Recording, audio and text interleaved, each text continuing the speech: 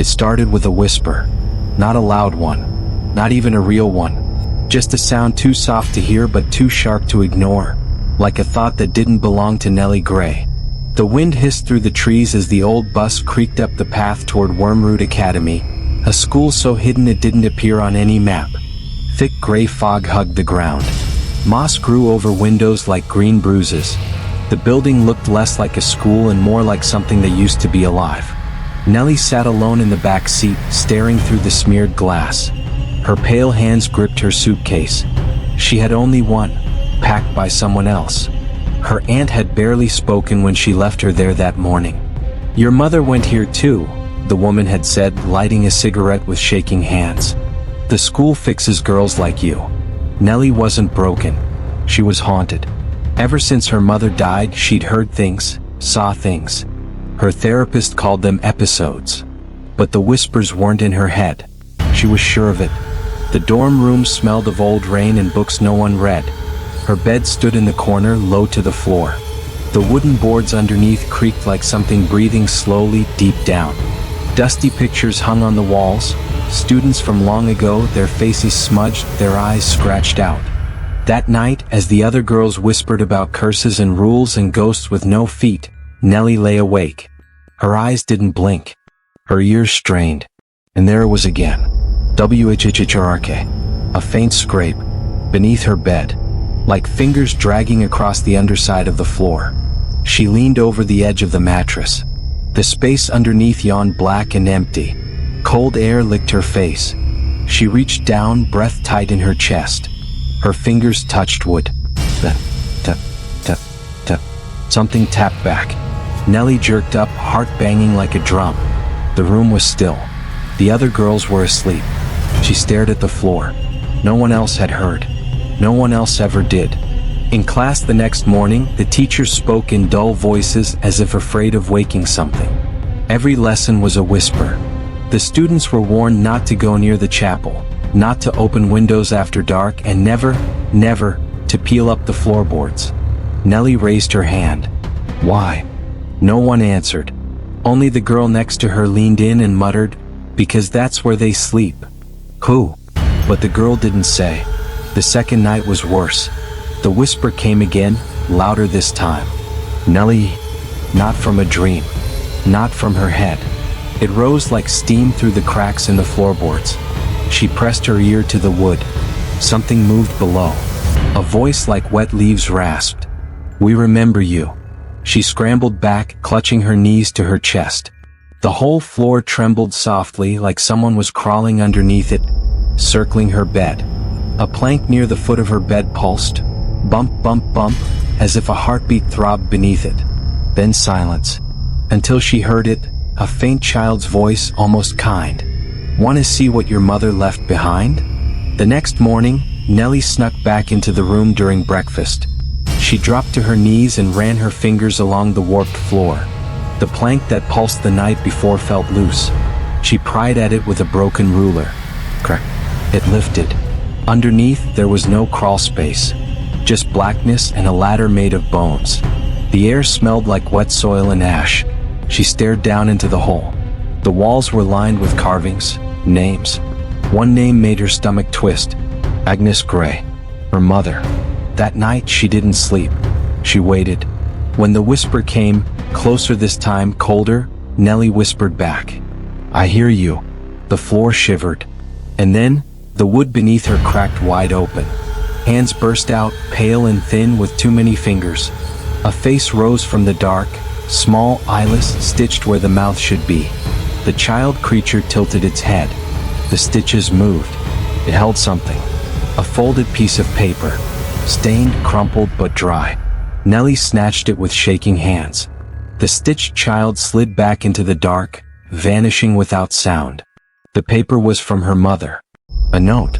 "They live in the walls. They drink voices. They feed on forgotten girls. I couldn't save myself. Save yourself. Don't listen when they call you by name."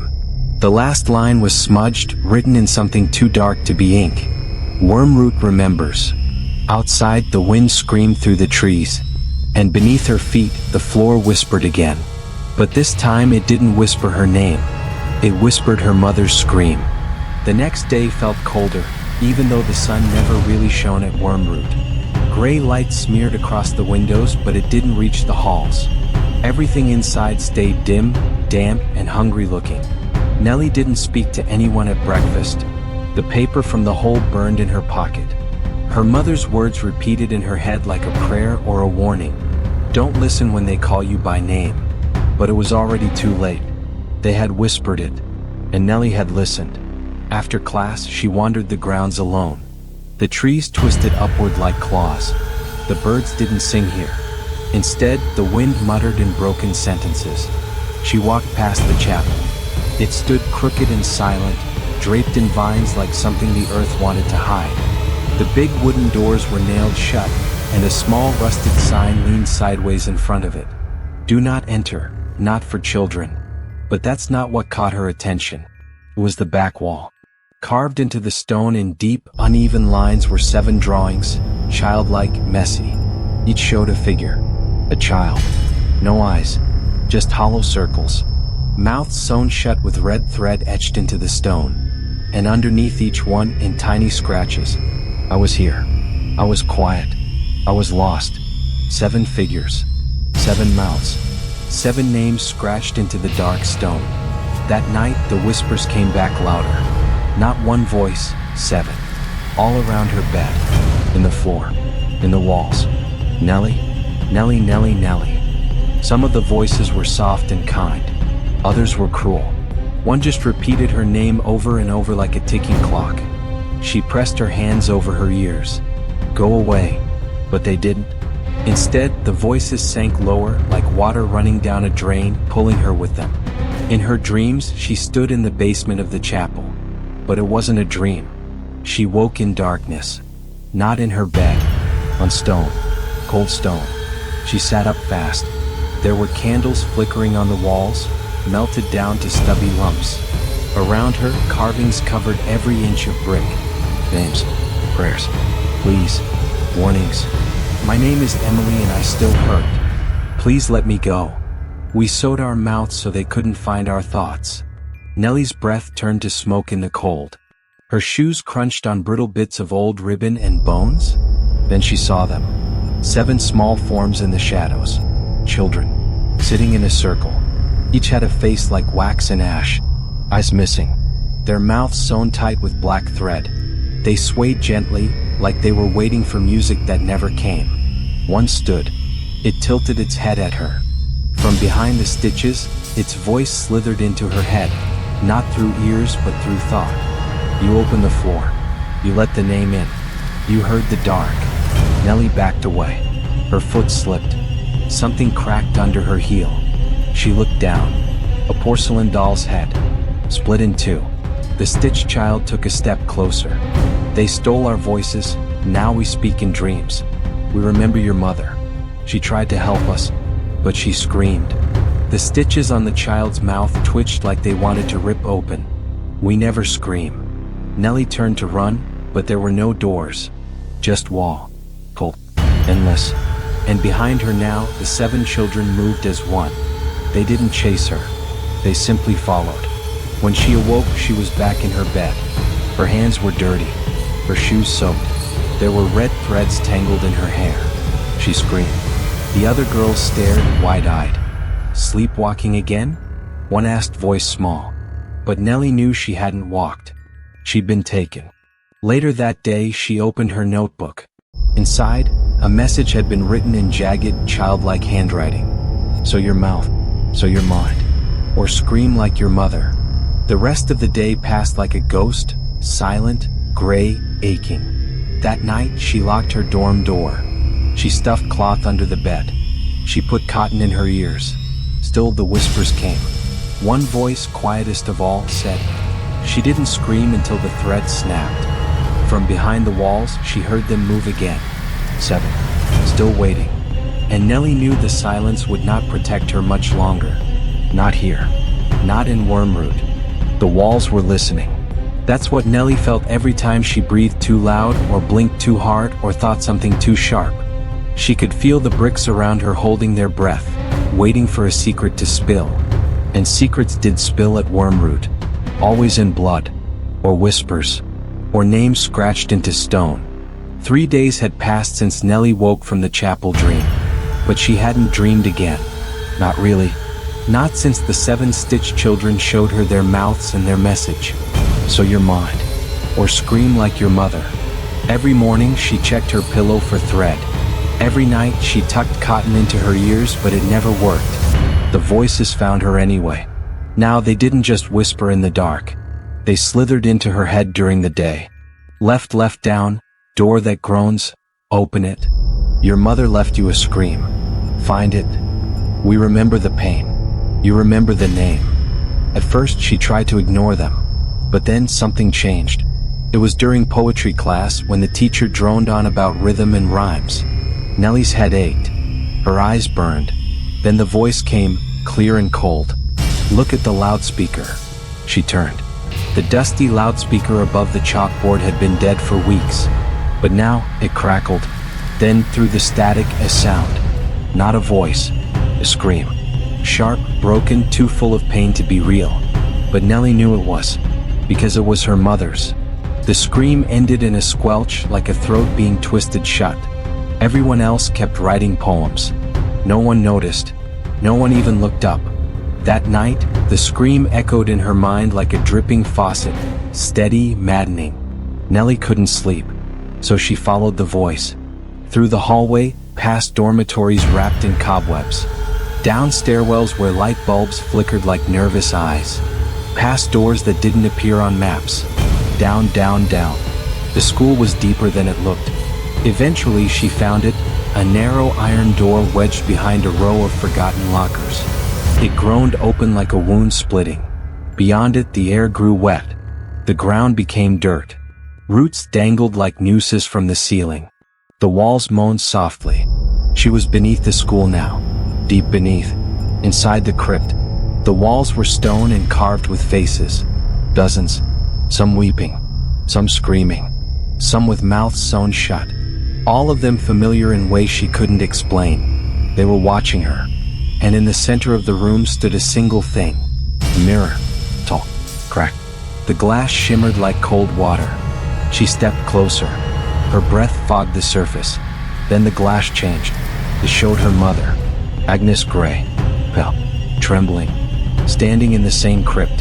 Holding something in her hands. A spool of red thread. The mirror trembled. Her mother's lips moved. No sound came. Only words, scratched into the glass from the other side. They're feeding on me. They're using the scream. Stop the broadcast. Don't become a mouth. Then her mother's hands began to bleed. Red thread poured from her palms. And just before the glass shattered, Nellie saw her mother's mouth begin to sew itself shut. The mirror cracked with a scream so loud Nellie dropped to her knees. She clutched her ears. The crypt howled with invisible mouths. The air pressed against her chest. A force like hands without bodies wrapped around her throat. Then, stillness, and something warm in her palm. She opened her fist. It was a black spool of thread. No, not thread. Hair. A single long strand of hair, coiled tight and cold. Her mother's. Wrapped around it, a note written in fading ink. The scream is a lock. The name is the key. Remember what they stole. Dig. She fled. Up and out of the crypt, heart hammering, breath broken, bones shaking. She didn't remember how she got back to her room. Only that when she lay in bed, too afraid to close her eyes, the voices whispered something different. Not a warning. Not a threat. The song. 7 voices. Humming. The same notes her mother used to sing while brushing her hair. That's when she knew. Her mother wasn't dead. Not fully. Not yet. Somewhere beneath Wormroot, her scream was alive. And if Nellie didn't find it soon, she'd become the next mouth in the wall. There was something growing in Nellie now. Not courage. Not madness. Just urgency, like a clock inside her had started ticking, and every whisper, every scream, every shiver in the walls pulled her closer to something final. Something buried. Something waiting. The next morning, the school buzzed with a strange stillness. Students moved slower. Shadows stretched longer than they should have. The loudspeakers stayed silent, but Nellie could feel the scream pulsing through the school's bones, like it had always been there, just muffled. She went back to the drawings behind the chapel. The 7 eyeless children, their mouths sewn tight in crude red scratches, and the words below each one. I was here. I was quiet. I was lost. But there was something new now. A smear of moss peeled back from the stone, like a curtain lifting. Underneath, a line she hadn't seen before, written in her mother's handwriting. Dig where the mouth was born. She knew where to go. Not the basement. The garden. It wasn't a garden anymore. Not really. Just a square of forgotten earth behind the kitchens, strangled by weeds and rot. A crooked statue of a girl stood in the middle, her face melted by weather, her hands cupped like she was holding something that had already slipped away. The soil beneath the statue was wrong. It breathed. She brought a spade from the maintenance shed. Every scoop of dirt felt like pulling teeth. The deeper she dug, the colder it got. Then, clang. Metal. A hatch. Bolted shut, but the moss had chewed through most of the hinges. She pried it open. The smell hit her like a scream with no voice. Burnt fabric. Wet earth. Old secrets. And beneath it, a staircase. She went down. Her fingers brushed the walls. Damp. Breathing. Close. The air thickened. The only sound was her own heartbeat, until it wasn't. Because now the whispers were chanting. 7 voices. Over and over. The scream is the key. The scream is the key. The scream is the key. The stairway led to a room made entirely of root and bone. A circle of stone mouths lined the walls, each wide open, each frozen mid-scream. And in the center, a machine. Rusted. Built from wires, tubes, and teeth. The loudspeakers were connected to it, so was the floor, so were the walls. And hanging inside the machine, bound by red thread, skin gray and eyes gone blind, was a woman. Her mother. Nellie dropped to her knees. Mom? The woman stirred. Her lips didn't move, but Nellie heard her voice. Inside. Faint.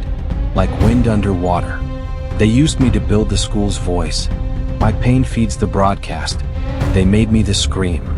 Nellie reached out, but the thread holding her mother hissed and slithered like snakes. One of them whipped around and wrapped around Nellie's wrist. The wall screamed. The machine began to hum. The loudspeakers across Wormroot lit up. A scream built from 1,000 broken voices poured through the school. The windows cracked. The lights burst. And then, the 7 stitched children stepped from the walls. They moved in silence, circling the machine. Their mouths were bleeding through the threads now. But they didn't speak. They didn't need to. Nellie understood. They were trapped too.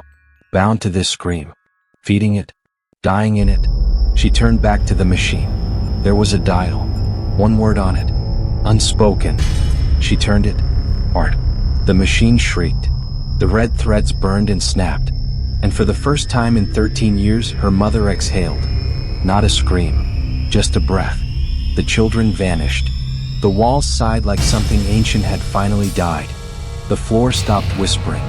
And the machine crumbled into rust. Outside, the sun pierced the fog. For the first time ever. Later that week, Wormroot was shut down. Officials said electrical failure. But Nellie knew better. She walked away from the school with her mother beside her. No more whispers. No more mouths. Just silence. Safe silence. But in the woods behind the school, the statue still stood. And beneath it, deep in the earth, something blinked. One last voice. Not quite gone. Just waiting for another name to call. The end. But Wormroot remembers. If you're still breathing, congratulations. You survived another tale from Majesty Horror Story. But the nightmare doesn't end here. Hit subscribe, tap that like button, and share this story, or she might pay you a visit tonight. Don't forget, they're watching who doesn't share. Sleep tight.